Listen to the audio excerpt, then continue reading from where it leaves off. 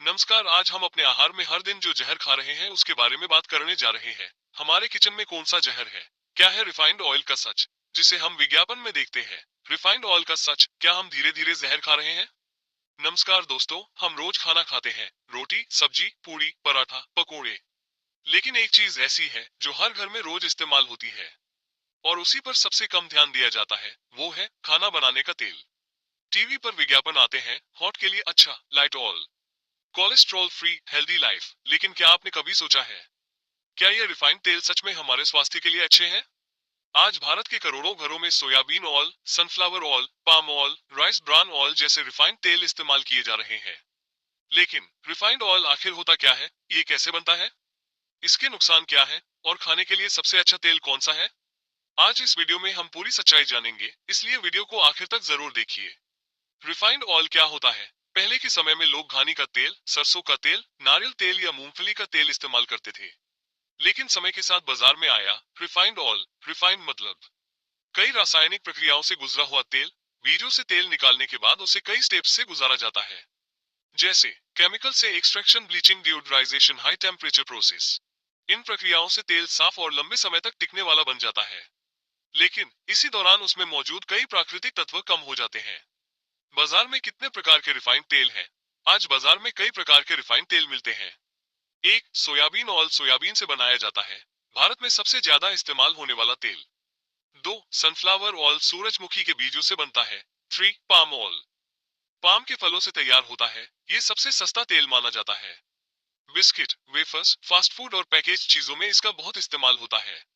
चार, rice bran oil, चावल की ऊपरी परत से बनाया जाता है। पांच, कॉर्न ऑयल, मक्का से बनता है। छह, कैनोला ऑयल, विदेशों में लोकप्रिय तेल। सात, ब्लेंडेड ऑयल, दो या तीन तेलों को मिलाकर बनाया जाता है।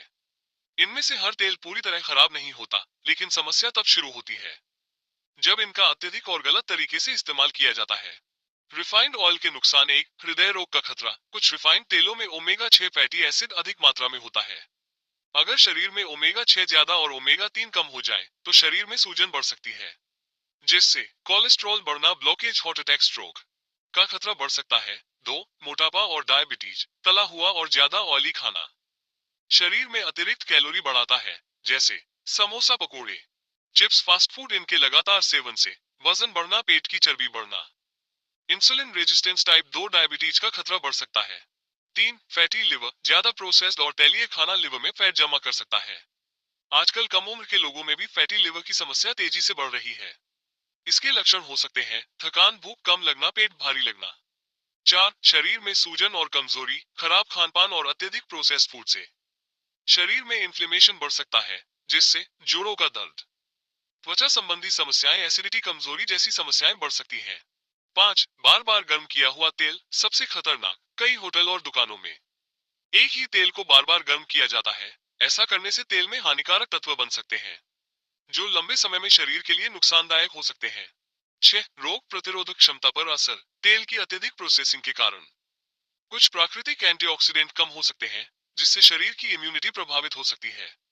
लोगों की बड़ी गलतफहमियां। टीवी पर अक्सर दिखाया जाता है कोलेस्ट्रॉल फ्री ऑयल, लेकिन सच ये है वनस्पति तेलों में प्राकृतिक रूप से कोलेस्ट्रॉल होता ही नहीं, यानी यह सिर्फ मार्केटिंग का तरीका हो सकता है। दूसरी बात, महंगा तेल हमेशा हेल्दी हो ऐसा जरूरी नहीं, और लाइट ऑयल का मतलब यह नहीं कि आप उसे ज्यादा मात्रा में खाएं।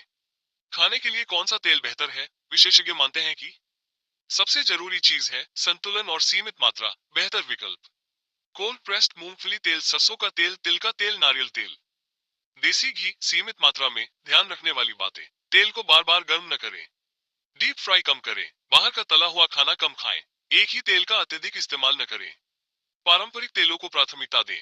दोस्तों, रिफाइंड ऑयल को पूरी तरह जहर कहना सही नहीं होगा। Subscribe now and press the bell icon.